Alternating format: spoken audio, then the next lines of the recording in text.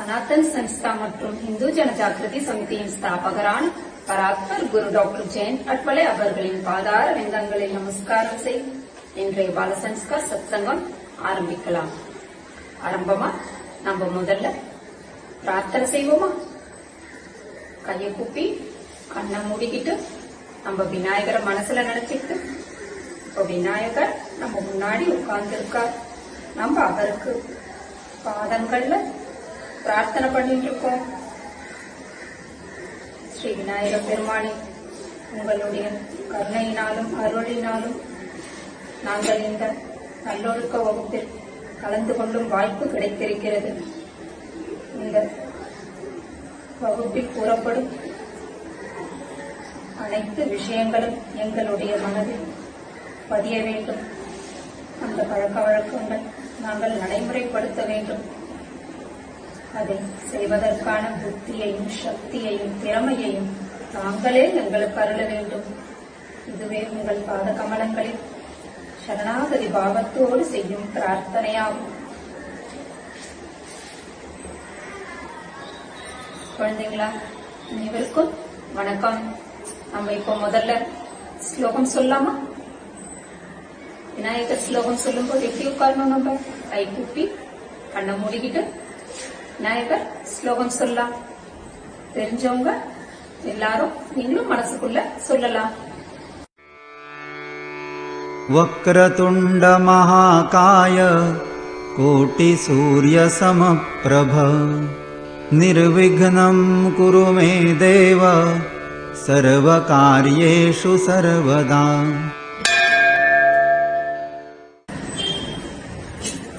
இந்த ஸ்லோகத்தோட அர்த்தம், தவறான பாதையில் செல்லுகின்ற தீயவர்களை அழிக்கும் சர்வ வல்லமை படைத்தவனே, கோடி சூரிய பிரகாசத்தை உடையவனே, எங்களுடைய அனைத்து காரியங்களிலும் இருக்கின்ற தடைகள் அனைத்தையும் நீக்கி வெற்றி பெறச் செய்வீர்களாக. இதுவே உங்களிடம் நாங்கள் செய்யும் பிரார்த்தனையாகும். இதுதான் அதனுடைய அர்த்தம். நம்ம முன்னாடி நல்லொழுக்க வகுப்புல என்ன கத்துக்கிட்டோம் கொஞ்சம் பார்க்கலாமா? அதை கொஞ்சம் ஞாபகப்படுத்திக்கலாமா? என்னென்ன பார்த்தோம்? நம்ம ராமருக்கு பாலம் கட்டுறது, அந்த சீதைய கூட்டிட்டு வர்றதுக்காக, திரும்பி கூட்டிட்டு வர்றதுக்காக ராமர் சேது பாலம் கட்டினாங்க இல்லையா ராமருக்காக. அப்போ இந்த வானரங்கள்லாம் கட்டும்போது அந்த சேவையில ஒரு குட்டி அணிலும் கலந்து கொண்டது அந்த சேவையில.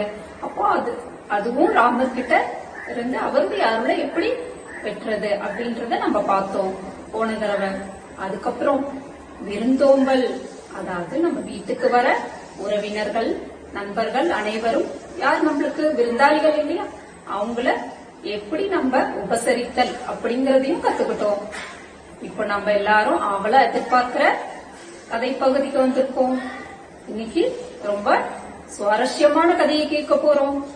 அதாவது எல்லாருக்கும் சிவாஜி மகாராஜ் தெரியும் இல்லையா, சத்ரபதி சிவாஜி மகாராஜ். அவர் தன்னுடைய குரு கிட்ட எப்படி பக்தியோட இருந்தார், அவருடைய குரு பக்தி, மேலும் அவருடைய தைரியத்தை சொல்லக்கூடிய கதையை நம்ம இன்னைக்கு கேட்போம். அதாவது சத்ரபதி சிவாஜி தன்னுடைய குரு யாருன்னா அவருடைய சமர்த்த ராமதாஸ், அவரை ஒவ்வொரு வியாழக்கிழமையன்றும் தரிசனம் செஞ்சுட்டு அவரை பார்த்து நமஸ்காரம் பண்ணிட்டு அப்புறமா தான் அவரு சாப்பிடவே போவார். அந்த மாதிரி ஒரு பழக்கத்தை வச்சுட்டு இருந்தார். ஒரு உறுதி, அதுல இருந்து அவரு மாற மாட்டார். அதனால ஒவ்வொரு வாரமும் சென்று அவருடைய குருவை தரிசனம் பண்ணிட்டு வருவார். அந்த மாதிரி ஒரு வியாழக்கிழமை அரண்மனையை விட்டு குருவை பாக்குறதுக்காக கிளம்புற. அப்போ அவருக்கு என்ன செய்தி வருதுன்னா, அவருடைய குரு ஒரு காட்டிற்கு சென்றிருக்கிறார் அப்படின்னு செய்தி வருது. சரி, நாமளும் அங்க போயிட்டு அவரை தரிசனம் பண்ணலாம் அப்படின்னு இவரும் கிளம்புறார். கிளம்பி அந்த காட்டுக்குள்ள போயிட்டு குருவை தேடிட்டு இருக்கார். தேடுறார், அவருக்கு கிடைக்கவே இல்லை. சாயங்காலம், அதாவது சூரிய அஸ்தமனம் ஆயிட்டு இருக்கு. சாயங்காலம் பொழுதுல அந்த காட்டுல என்ன ஆகுது, இருட்டாகுது. அப்பவும் அவரு கிடைக்கல. உடனே சிவாஜி மகாராஜ் என்ன சொல்றார், தன்னுடைய சிப்பாய்களை பார்த்து, எல்லாரும் அந்த தீப்பந்தம் கொளுத்தி வைங்க, அந்த வெளிச்சத்துல நம்ம தேடி போலாம் அப்படின்றாங்க. எல்லாரும் வீரர்களும் என்ன பண்றாங்க, தீப்பந்தம் கொளுத்தி 2 கையில வச்சுக்கிட்டு அந்த வெளிச்சத்துல அவர் சமர்த்த ராமதாஸ் குருவை தேடிக்கிட்டே போறாங்க. ரொம்ப அடர்த்தியான காடா இருக்கிறதால இவங்க உள்ள போக போக அந்த சிவாஜி மகாராஜும் வீரர்களும் தனித்தனியா பிரிஞ்சிடுறாங்க. ஆனாலும் சிவாஜி என்ன பண்றாரு, சத்ரபதி சிவாஜி உள்ளுக்குள்ள தேடிக்கிட்டே போறார் தன்னுடைய குருவை. ஏன்னா அவர் உறுதி எடுத்திருக்காரு இல்லையா, அவரை பார்க்காம இவரு சாப்பிட போக மாட்டார், திரும்பவும் மாட்டார். அவர் உள்ளுக்குள்ள போக போக அப்போ அங்க ஒரு குகை தென்படுகிறது. அது உள்ள இருந்து யாரோ முனகர சத்தம் அவருக்கு கேக்குது. என்ன இது, நமக்கு பழக்கப்பட்ட பொருளாக இருக்கிறதே, ஓ அது உள்ள குரு இருக்கலாம் அப்படின்னு நினைச்சுக்கிட்டு என்ன பண்றாரு, அவரு வேகமா அந்த குகைக்குள்ள போறாரு. அப்படி உள்ள போயிட்டு பார்க்கும்போதே அவருக்கு ஆச்சரியம், நிஜமாவே அவருடைய குரு தான் படுத்துக்கிட்டு இருக்கார். அவர் ஏதோ ரொம்ப கஷ்டப்பட்டு மனதிட்டு இருக்கார், அவர் ஏதோ வருத்த கஷ்டத்துல இருக்கிறார்ன்றது இவருக்கு தெரியும். உடனே நேரா போயிட்டு என்ன பண்றார், முதல்ல அவருடைய பாதங்களை தொட்டு நமஸ்காரம் செய்துவிட்டு அப்புறம் குரு கிட்ட, குருவே உங்களுக்கு இன்னைக்கு என்ன ஆச்சு, ஏன் இந்த மாதிரி கஷ்டப்பட்டுக்கிட்டு இருக்கீங்க அப்படின்னு கேக்குறார். உடனே அப்போ அந்த குரு என்ன சொல்றார், சமர்த்த ராமதாசர் எனக்கு ரொம்ப வயிற்று வலியா இருக்கு, அதனாலதான் இப்படி படுத்துட்டு இருக்கேன் அப்படின்னு சொல்றாரு.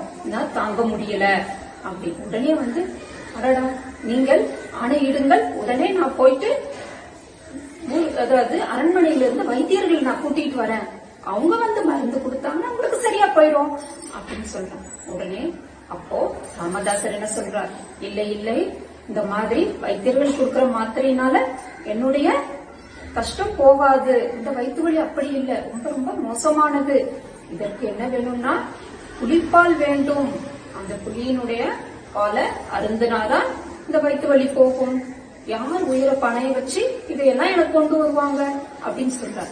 உடனே என்ன சொல்றார் சிவாஜி மகாராஜ், நீங்க ஆணையிடுங்கள், உடனே நான் இப்ப போயிட்டு அந்த புலிப்பால எடுத்துட்டு வரேன் அப்படின்னு என்ன பண்ற, அந்த கமண்டலம் ஆகும், ரிஷிகிட்டெல்லாம் என்ன இருக்கும், கமண்டலம் இருக்கும் இல்லையா, அதை எடுத்துக்கிட்டு திரும்புறார்.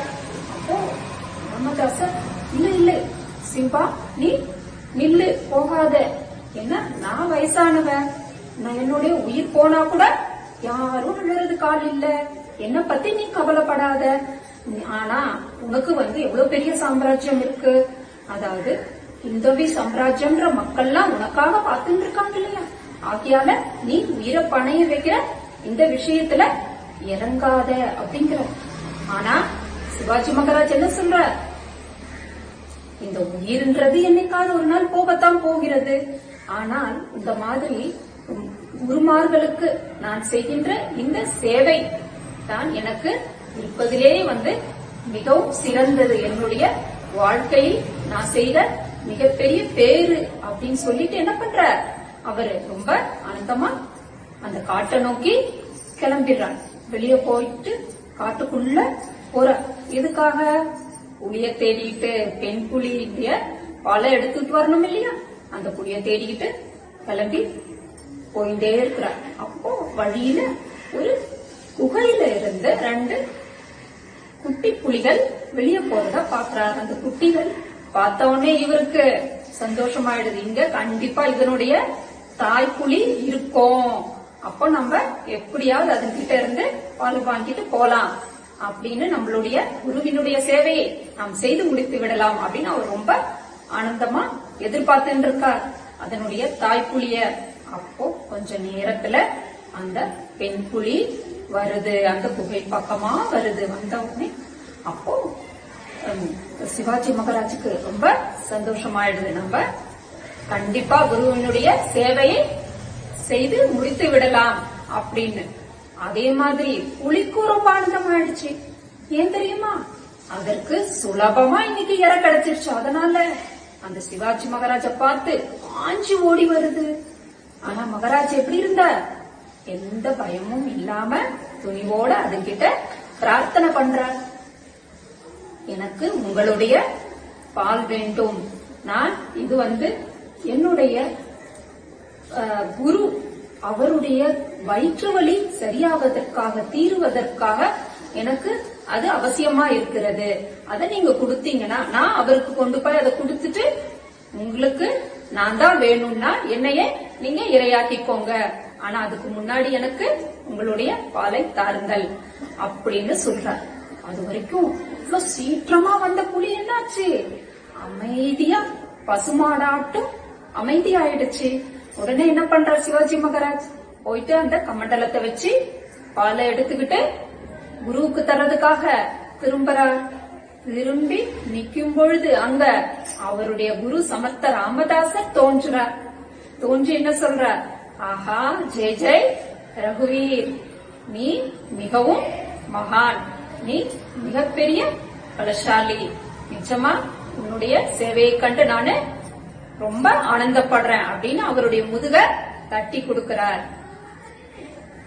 இதுல இருந்து நமக்கு என்ன தெரியுது? அதாவது அவர் என்ன சொல்றார்? குரு வச்ச டெஸ்ட்ல அந்த பரீட்சையில அவர் தேர்ந்துட்டார். அதனால சிவாஜி மகாராஜனுடைய தைரியம், துணிவு எல்லாமே பார்த்து, குரு பக்தியை பார்த்து அவருடைய குருவிற்கு ரொம்ப ஆனந்தம் உண்டாயிற்று. அதே மாதிரி இந்த கதையை கேட்ட நமக்கும் ரொம்ப ஆனந்தமாயிடுச்சு இல்லையா? நம்ம இப்போ எல்லாரும் நாம ஜபம் செய்ய போறோம். நாம ஜபம் செய்யறதுக்கு எப்படி உட்காரணும்? நேரா உட்கார்ந்துட்டு கைய கூப்பி கண்ணை மூடிக்கிட்டு இப்போ நாம ஜபம் கேட்க போறோம்.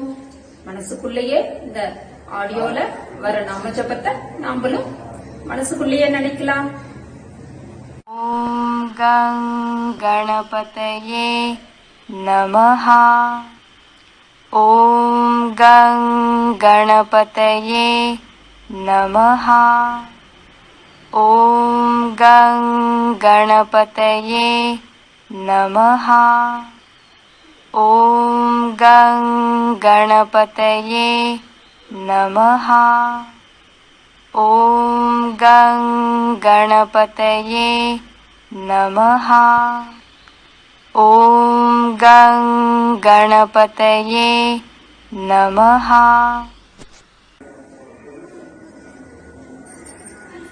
எல்லாருக்கும் நாம ஜபம் செய்யும் போது எப்படி இருந்தது? பிடிச்சிருந்ததா?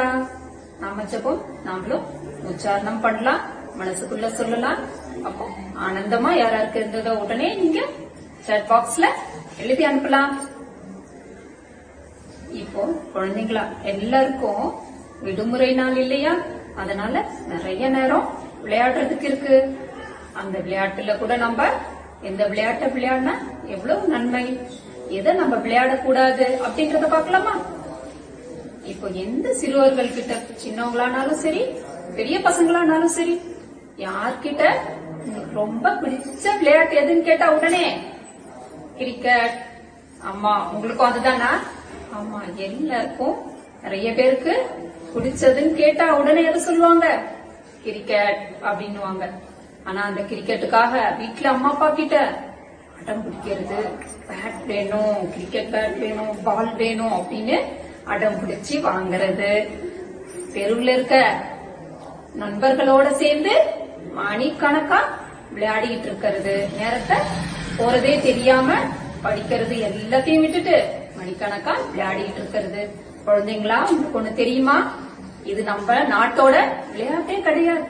இது மேலை நாட்டுல இருந்து வந்தது, வெளிநாட்டு விளையாட்ட விளையாடி நாம இப்படி நேரத்தை வீணடிச்சுக்கிட்டு இருக்கோம். நம்ம இந்த விளையாட்டு, இந்த கிரிக்கெட் விளையாட்டை பத்தி என்ன சொல்றாரு தெரியுமா? தத்துவஞானி பெர்னாட் ஷா 2 பேர் விளையாடுறத, 11 பேர் ஓடுறத லட்சக்கணக்கான முட்டாள்கள் பார்த்து கொண்டிருக்கிறார்கள் அப்படின்னு சொல்றாரு.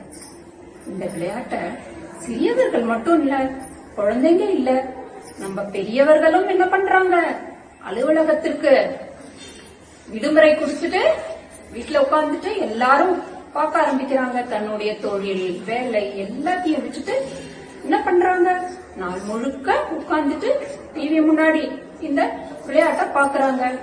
ஆனா இந்த விளையாட்டுக்காக செலவிடுற இந்த நேரத்தை நம்மளுடைய தேசத்தினுடைய வளர்ச்சிக்காக அத செலவிட்டு இருந்தா கண்டிப்பா இந்நேரம் நம்ம நாடு முன்னேறி இருக்கோம் இல்லையா?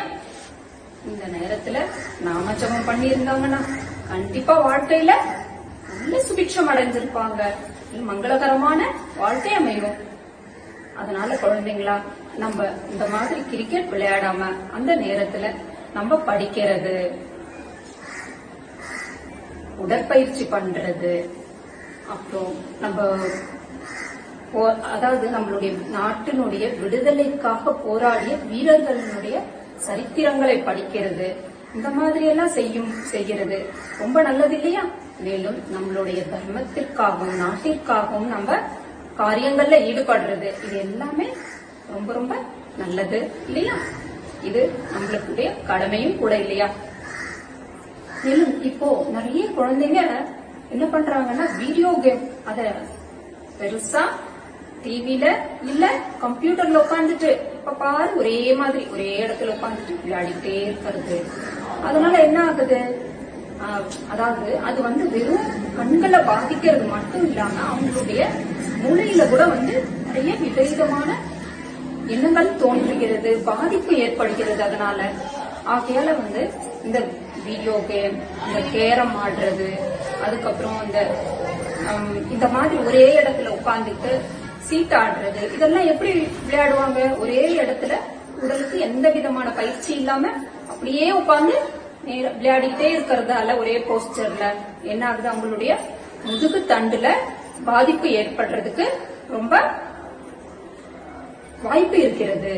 அது மட்டும் இல்ல, அவங்களுக்கு உடற்பயிற்சி இல்லாததால என்ன ஆகுது, உடலுக்கு ரொம்ப சுறுசுறுப்பு இல்லாம போகுது. மேலும் அவங்களுக்கு சிடுசிடுப்பு, கோபம், இதெல்லாம் வேண்டாத குணங்கள்லாம் ரொம்ப அதிகமாயிடுறது. ஆகையால குழந்தைங்கள நம்ம எப்படி ஒரே இடத்துல உட்கார்ந்து விளையாடுற இந்த விளையாட்டால முதுகு தண்டும் பாதிக்கப்படுது. ஆகையால நம்ம எப்படி விளையாடலாம், என்னென்ன விளையாட்டு விளையாடலாம் அப்படின்னு யோசனை வருது இல்லையா? எந்த மாதிரி பண்ணலாம்? உடற்பயிற்சி பண்ணலாம்.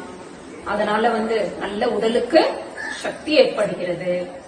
மேலும் வெளியே போய் மைதானத்துல விளையாடுற விளையாட்டுகள், இது கொக்கோ, அப்புறம் கபடி, இதெல்லாம் நம்மளுடைய இந்திய தேசத்தின் விளையாட்டுகள், பாரத தேசத்தோட விளையாட்டுகள். ஆகையால் இதையெல்லாம் நம்ம விளையாடும் பொழுது நம்மளுடைய உடல் வலுவடைகிறது. மேலும் அந்த உடலால நம்மளுடைய மனமும் அந்த உடலுக்கு கிடைக்கிற அந்த சக்தியால மனசு வளர்றதுக்கும் அது உதவியா இருக்கிறது. உடற்பயிற்சி செய்யறதால நம்மளுடைய உடல் வலுவடைகிறது. ஆனா இந்த ஒரு நல்ல விஷயங்கள்லாம் நம்ம விளையாடுற அந்த வேண்டாத அந்த கேரம், அப்புறம் சீட்டு, அந்த வீடியோ கேம், இதுல எல்லாம் நம்மளுக்கு கிடைக்கிறது இல்ல. சாதாரணமா கொஞ்சோண்டு அது விளையாடி வெற்றி அடையும் போது கொஞ்சம் சந்தோஷம் கிடைக்கும், அவ்வளவுதானே. அதனால உடல், மனம், மூளை எல்லாமே வளர்ச்சி அடைவதில்லையே. இது எல்லாமே வளர்வது நமக்கு குழந்தைகளானவங்களுக்கு ரொம்பவும் அவசியம் இல்லையா? இந்த மாதிரி நம்ம நாட்டு விளையாட்டுகளான கொக்கோ, அப்புறம் கபடி, இந்த மாதிரி விளையாடும் பொழுது நம்ம நாட்டின் மேல நமக்கு ஒரு தேச பக்தி வளர்கிறது. அப்புறம் நாட்டு பற்று உண்டாகிறதால நம்மளுக்கு நாட்டின் மேல ஒரு மரியாதை உண்டாகிறது. இது எல்லாமே நம்ம நாட்டு விளையாட்டு விளையாடும் பொழுது நமக்கு கிடைக்கிறது. இது ரொம்ப நல்லது இல்லையா? மேலும் இப்போ இருக்கிற காலத்துல நம்மளுடைய நாட்டினுடைய நிலைமை, நம்மளுடைய தர்மத்தினுடைய நிலைமை ரொம்ப மோசமா இருக்கிறது இல்லையா? உங்களுக்கும் இது தெரிஞ்சிருக்கும்.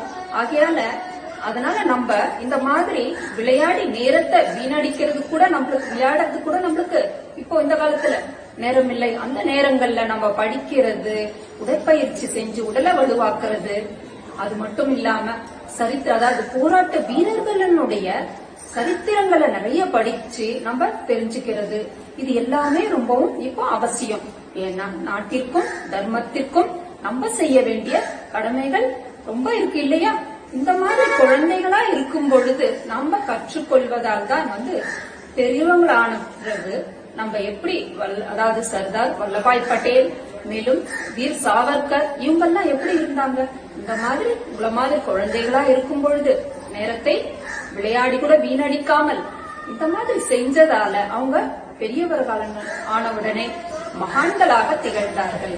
அதாவது வீர சாவர்கர் அந்தமான் சிறையில இருந்த போது அவங்க எவ்வளவு துன்புறுத்தல் இருக்கும் இல்லையா, எவ்வளவு கஷ்டப்படுத்துவாங்க. ஆனா நாட்டின் விடுதலைக்காக அவங்க எல்லாத்தையுமே சகிச்சுக்கிட்டாங்க. எப்படி சகித்து கொள்ள முடிஞ்சது அவங்களால? இந்த சின்ன வயசுல இருந்து அவர்கள் செய்த இந்த விளையாடாம அவங்க அந்த உடற்பயிற்சி, இது நல்ல விஷயங்களுக்காக செலவழித்த அத்தனையும் எப்படி இருந்தது? பெரியவர்களானவனே அவர்களுக்கு நல்ல உபயோகமாக இருந்தது. அவர் ஜெயில இருக்கும் பொழுது அவருக்கு அவ்வளவு ஒரு வியாதி, மிக மோசமான வியாதி. அதனால மரணப்படுக்கை அளவிற்கு அப்படியே தள்ளிடுச்சு அந்த வியாதி. அப்போ கூட அவர் எப்படி இருந்தாராம்? அழகான ஒரு கவிதை எழுதினாராம். அந்த கவிதையில என்ன இருந்தது தெரியுமா? அதாவது எனக்கு நான் சின்ன வயசுல இருந்தே, அதாவது என்னுடைய நேரத்தை வீணடிக்கவே மாட்டேன். ஆகையால இப்பயும் எனக்கு இந்த மரண தருவாயில கூட கஷ்டம் என்பதே எனக்கு தெரியவில்லை அப்படின்னு சொல்றார். அதுல இருந்து நமக்கு என்ன தெரிகிறது? நாமளும் குழந்தைகளே எப்படி இருக்கணும்? நம்மளும் இந்த நேரத்தை வீணடிக்காம இருக்கணும்ன்றத நம்ம தெரிஞ்சுக்கிட்டோம் இல்லையா? ரொம்ப நல்லது. இப்போ நம்ம மன உறுதிக்காக நம்ம இப்போ கணேச அதர்வன சீஷ ஸ்லோகம் கேட்கலாமா? ஸ்லோகம் கேட்கும் பொழுது கையை கூப்பி கண்ணை மூடிக்கிட்டு தெரிஞ்சவங்க அந்த ஸ்லோகத்தை நம்மளே வாய் விட்டு கூட சொல்லலாம். மீதி அனைவரும் நம்ம என்ன பண்ணலாம்? அமைதியா அந்த ஸ்லோகத்தை ஒரு முகத்தோடு கேட்கலாம். ஓம் भद्रं कर्णेभिः शृणुयाम देवा भद्रं पश्येमाक्षभिर्यजत्राः स्थिरैरङ्गैस्तुष्टुवांसस्तनूभिर्व्यशेम देवहितं यदायुः ॐ स्वस्ति न इन्द्रो वृद्धश्रवाः स्वस्ति नः पूषा विश्ववेदाः स्वस्ति नस्तार्क्ष्यो अरिष्टनेमि स्वस्ति नो बृहस्पतिर्दधातु ॐ सहना भवतु सहनौ भुनक्तु सह वीर्यङ्करवावहै तेजस्विनावधीतमस्तु मा विद्विषावहै ॐ शान्तिः शान्तिः शान्तिः ॐ नमस्ते गणपतये त्वमेव प्रत्यक्षं तत्त्वमसि त्वमेव केवलं कर्तासि त्वमेव केवलं धर्तासि त्वमेव केवलं हर्तासि त्वमेव सर्वं खल्विदं ब्रह्मासि त्वं साक्षादात्मासि नित्यं ऋतं वचमि सत्यं वचमि अवत्वं माम् अववक्तारम् अवश्रोतारम् अवदातारम् अवधातारम् अवानूचानमवशिष्यम् अवपश्चात्तात् अवपुरस्तात् अवोत्तरात्तात् अवदक्षिणात्तात् अवचोर्ध्वात्तात् अवाधरात्तात् सर्वतो मां पाहि पाहि समन्तात् त्वं वाङ्मयस्त्वं चिन्मयः त्वमानन्दमयस्त्वं ब्रह्ममयः त्वं सच्चिदानन्दाद्वितीयोऽसि त्वं प्रत्यक्षं ब्रह्मासि त्वं ज्ञानमयो विज्ञानमयोऽसि सर्वं जगदिदं त्वत्तो जायते सर्वं जगदिदं त्वत्तस्तिष्ठति सर्वं जगदिदं त्वयि लयमेष्यति सर्वं जगदिदं त्वयि प्रत्येति त्वं भूमिरापो नलो निलो नभः त्वं चत्वारि वाक्पदानि त्वं गुणत्रयातीतः त्वं देहत्रयातीतः त्वं कालत्रयातीतः त्वं मूलाधारस्थितोऽसि नित्यं त्वं शक्तित्रयात्मकः त्वां योगिनो ध्यायन्ति नित्यम् त्वं ब्रह्मा त्वं विष्णुस्त्वं रुद्रस्त्वमिन्द्रस्त्वमग्निस्त्वं वायुस्त्वं सूर्यस्त्वं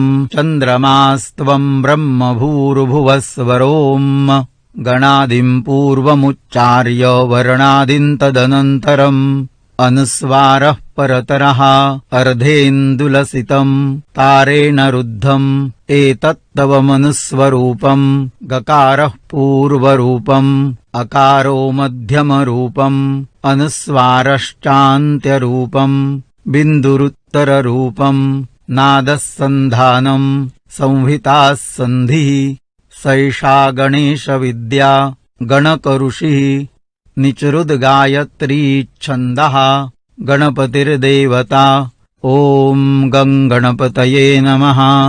एकदन्ताय विद्महे वक्रतुण्डाय धीमहि तन्नो दन्तिः प्रचोदयात्। एकदन्तम् चतुर्हस्तम् पाशमङ्कुशधारिणम् रदम् च वरदम् हस्तैर्बिभ्राणम् मूषकध्वजम् रक्तम् लम्बोदरम् शूर्पकर्णकम् रक्तवाससम् रक्तगन्धानुलिप्ताङ्गम् रक्तपुष्पैः सुपूजितम् भक्तानुकम्पिनम् देवम् जगत्कारणमच्युतम् आविर्भूतम् च सृष्ट्यादौ प्रकृतेः पुरुषात् परम् एवम् ध्यायति यो नित्यम् स योगी योगिनाम् वरः।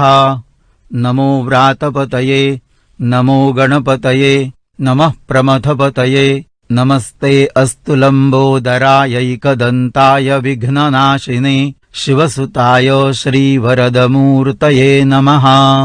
ॐ एतदथर्वशीर्षंयोधीते सब्रह्मभूयाय कल्पते स सर्वविघ्नैर्न बाध्यते स सर्वतः सुखमेधते स पञ्चमहापापात् प्रमुच्यते सायमधीयानो दिवसकृतम् पापन्नाशयति प्रातरधीयानो रात्रिकृतम् पापन्नाशयति सायम् प्रातः प्रयुञ्जानो अपापो भवति सर्वत्राधीयानोपविघ्नो भवति धर्मार्थकाममोक्षम् च विन्दति।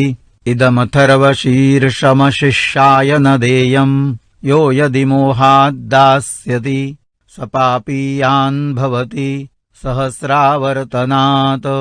यय्यम् काममधीते तन्तमनेन साधयेत अनेन गणपतिमभिषिञ्चति स वाग्मी भवति चतुर्थ्या मनश्नम् जपति स विद्यावान् भवति इत्यथर्वणवाक्यम्। ब्रह्माद्यावरणौ विद्यात् न बिभेति कदाचनेति यो दूर्वाङ्कुरैर्यजति स वैश्रवणोपमो भवति यो लाजैर्यजति स यशोवान् भवति स मेधावान् भवति यो मोदकसहस्रेण यजति स वाञ्छितफलमवाप्नोति यः साज्यसमिद्भिर्यजति स सर्वम् लभते स सर्वम् लभते। अष्टौ ब्राह्मणान् सम्यग्राहयित्वा सूर्यवर्चस्वी भवति सूर्यग्रहे महानद्याम् प्रतिमासन्निधौ वा जप्त्वा सिद्धमन्त्रो भवति महाविघ्नात् प्रमुच्यते महादोषात् प्रमुच्यते महापापात् प्रमुच्यते स सर्वविद्भवति स सर्वविद्भवति य एवं वेद इत्युपनिषत्।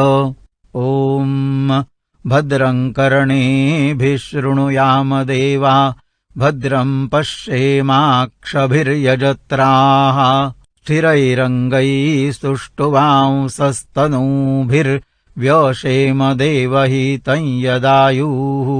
ॐ स्वस्ति न इन्द्रो वृद्धश्रवाः स्वस्ति नः पूषा विश्ववेदाः स्वस्ति नस्तार्क्ष्यो अरिष्टनेमि स्वस्ति नो बृहस्पतिर्दधातु। ॐ सहनाववतु सहनौ भुनक्तु सह वीर्यङ्करवावहै तेजस्विनावधीतमस्तु मा विद्विषावहै। ॐ शान्तिः शान्तिः शान्तिः। எல்லாரும் கேட்டீங்களா? மனசு ரொம்ப ஆனந்தமா இருந்தது இல்லையா? நம்ம இன்னைக்கு எல்லாம் என்னென்ன பார்த்தோம் இந்த வகுப்புல, அத கொஞ்சம் ஞாபகப்படுத்திக்கலாமா? முதல்ல நம்ம விநாயகரனுடைய ஸ்லோகம் கேட்டோம், அதனுடைய அர்த்தம் தெரிஞ்சுக்கிட்டோம். அடுத்ததா சத்ரபதி சிவாஜி மகாராஜ் அவருடைய கதையிலிருந்து என்ன புரிஞ்சுக்கிட்டோம்? அவருடைய குரு பக்தி, துணிவு எல்லாமே நம்ம தெரிஞ்சுக்கிட்டோம். அடுத்ததா கிரிக்கெட் விளையாடுறதால வெளிநாட்டு விளையாட்டு அது. அதனால நம்ம நேரத்தை அதுல வீணாக்காம நம்மளுடைய நாட்டு விளையாட்டை விளையாடுறது மட்டும் இல்ல, அந்த நம்மளுடைய நாட்டிற்காகவும் தர்மத்திற்காகவும் நம்ம கண்டிப்பா அந்த உபயோகமா நேரத்தை எப்படி செலவழிக்கிறது அப்படிங்கறதையும் நம்ம இன்னைக்கு கத்துக்கிட்டோம். மேலும் கடைசியா கணேஷ அதர்வண ஸ்ரீஷ ஸ்லோகம் கேட்டோம். இப்போ இதையெல்லாம் நம்மளுக்கு கத்துக் கொடுத்த அந்த தெய்வத்திற்கு நன்றி சொல்வோமா?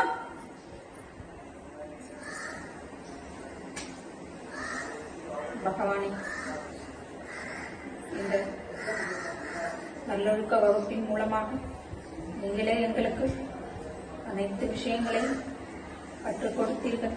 அதற்கு நாங்கள் உங்கள் பாதார